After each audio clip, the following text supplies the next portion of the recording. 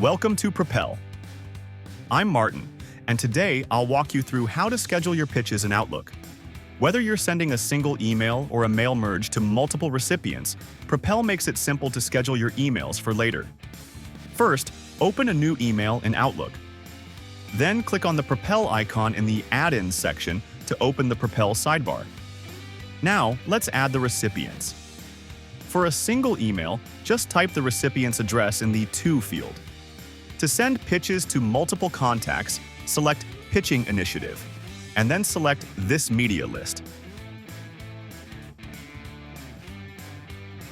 Next, compose your email. Write a suitable subject line and draft your pitch in the body. Once your email is ready, it's time to schedule it. If you're sending a single email, click the Schedule button under Single Send in the Propel sidebar. If you're scheduling a mail merge, click the Schedule button under Mail Merge.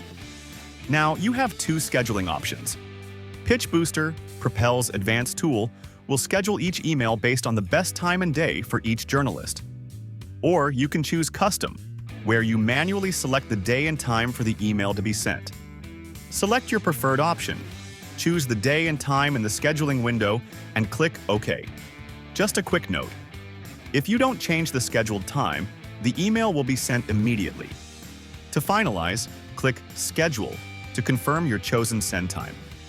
If you're using Outlook for Mac, don't forget to manually close the email window after scheduling. You can always review your scheduled emails by checking the Drafts folder. Selecting an email will show it the schedule send time. Remember, once an email is scheduled, you can't change the send time due to Outlook limitations.